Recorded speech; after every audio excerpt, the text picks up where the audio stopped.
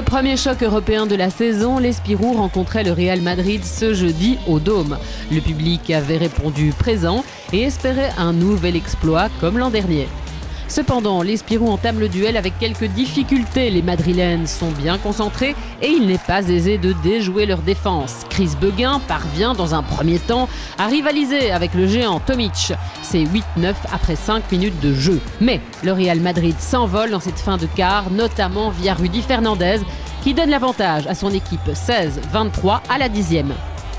Les Spirous galèrent dans le deuxième quart. Les Espagnols prennent un sérieux avantage au marquoir, 18-31 à la 14e minute. Quelques lancers permettent aux Carolo de stopper l'hémorragie. Le banc est de qualité côté madrilène et les Spirous en font les frais. Reyes et Carol font une très belle entrée en matière et permettent au Real de rester devant. Les Spirous tentent de réagir et sous l'impulsion de Shengelia et Malet, ils réduisent l'écart pour clôturer cette première mi-temps à 37-45. Les Spirous sont de nouveau en problème à la reprise avec 0,6 d'entrée de jeu. Malet n'abandonne pas, réussit un triple et Shengelia pénètre bien à 2 reprises. Mais les Espagnols restent bigrement précis à distance et ne laissent aucune chance aux locaux. C'est 55-71 à la demi-heure. Malet poursuit sur sa lancée, mais il est bien seul face à des Madrilènes bien organisés qui clôturent le match sur un score de 76-100.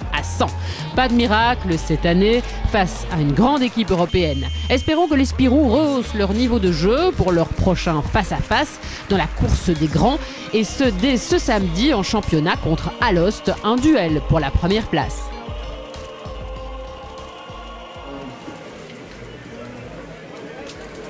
Bon, ce qui est tout à fait certain, c'est qu'on est tombé contre un très bon Real de Madrid. Qui, si on doit d'abord être content peut-être juste d'une chose, c'est qu'ils nous ont respectés. Ils nous ont respectés dès le début du match. Ils nous ont attaqué où on pouvait être en difficulté. C'est tout à fait certain, comme je l'ai dit, dans ces matchs d'Euroleague, souvent on doit faire des choix défensivement, en espérant que aujourd'hui le but c'était quand même de fermer cette raquette.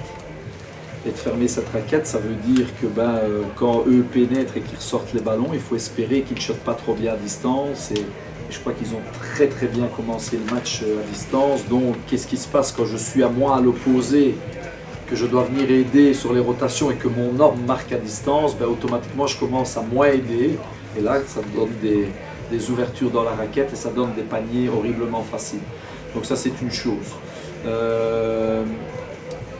Même si je pense qu'en première mi-temps, on a fait une correcte première mi-temps. On a pas mal joué en première mi-temps. J'avais un espoir secret, c'est qu'en deuxième mi-temps, on recommence un peu mieux, pour tout de suite les faire un peu douter, leur mettre un peu de pression.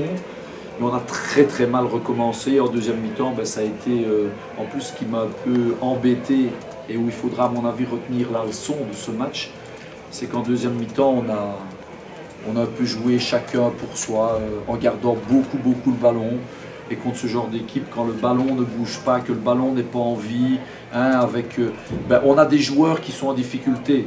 Je pense des joueurs comme Christophe Beguin, des joueurs comme Jerry Welch, comme Hamilton, ils ont besoin d'un bon collectif pour pouvoir recréer autour. Et voilà, c'est un peu, je vais dire, reposer sur des mondes qui, par volonté de bien faire, certainement, à un moment donné, a vu que sur les pick and roll, ils pouvaient créer un peu pour essayer, mais tout seul, quand votre distributeur marque comme ça, on ne gagne pas des matchs. Donc on a besoin absolument d'un collectif. Et la conclusion de tout ça, c'est qu'il reste 9 matchs, tout simplement pour grandir dans cette compétition. Corriger beaucoup de choses et retenir beaucoup de leçons de ce match pour être meilleur dès mercredi prochain ou déjà samedi, parce que vous savez qu'il y a cette alternance de compétition. Et jouer comme aujourd'hui, on sera en difficulté samedi contre Alost, ça c'est certain. Donc il faut absolument même si c'est une autre compétition, il faut absolument que collectivement on soit meilleur.